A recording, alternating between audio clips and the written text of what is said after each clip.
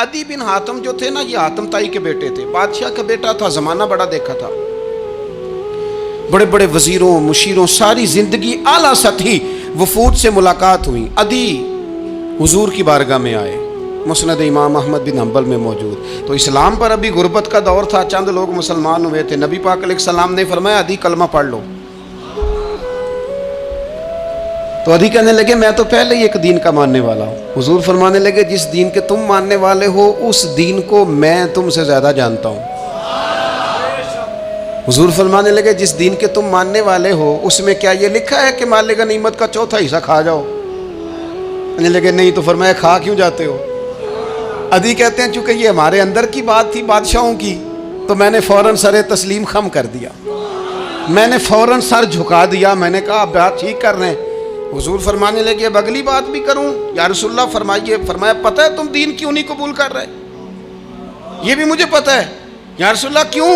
فرمایا تم دیکھتے ہو کہ دین کے ماننے والے غریب غریب لوگ ہیں، تم دیکھتے ہو کہ ابھی یہ کمزور ہیں، تم دیکھتے ہو کہ مکے والوں نے مدینہ طیبہ سے پریشان کر کے مسلمانوں کو نکال دیا ہے، یہ غریبی دیکھ کر بظاہر اسلام کی کمزوری دیکھ کر تم کلمہ نہیں پڑھ رہے؟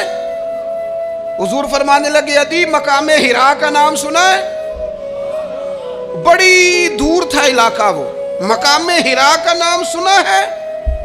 عدی کہنے لگے حضور سنا ہے پر وہ جگہ دیکھی نہیں۔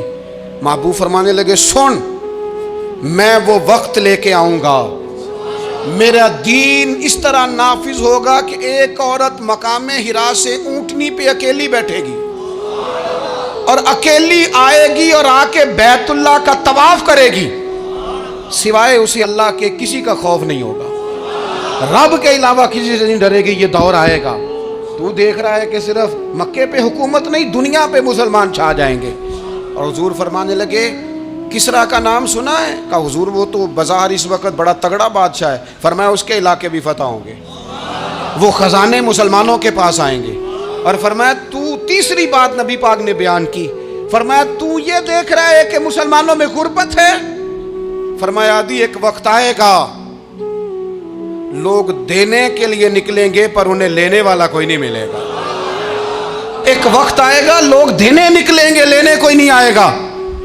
عدی کہتے ہیں کہ میں رسول کریم کا کلمہ پڑھ کے مسلمان ہو گیا، اب پھر زیادہ دور نہیں گزرا، عدی رویا کرتے تھے، حاتم تائی کے بیٹے عدی رویا کرتے تھے اور رو کے بتایا کرتے تھے لوگوں وہ جو حضور نے فرمایا تھا نا بی بی حرا سے چلے گی اور طواف کرے گی، وہ بی بی میں نے اپنی آنکھوں سے آتی دیکھی، میں نے اس تنہا عورت کو حضور سید عالم کی پیشن گوئی کے مطابق بیت اللہ کا طواف کرتے دیکھا، اسے سوائے اللہ کے کسی کا ڈر نہیں تھا۔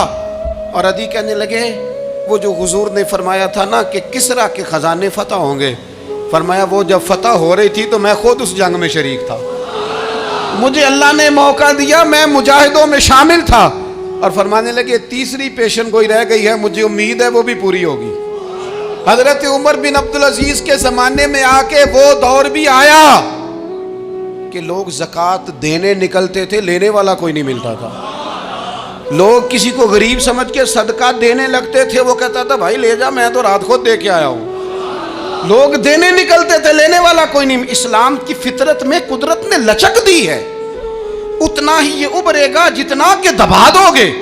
یہ مولویوں کی وجہ سے، پیروں کی وجہ سے، سیاستدانوں کی وجہ سے نہیں چھائے گا۔ یہ کیوں چھائے گا کہ ارسل رسولہ بالہدی ودین الحق، یہ اس لیے چھائے گا کہ اللہ نے بھیجا ہی حق کے ساتھ ہے، یہ آیا حق کے ساتھ ہے، لہذا چھا جائے۔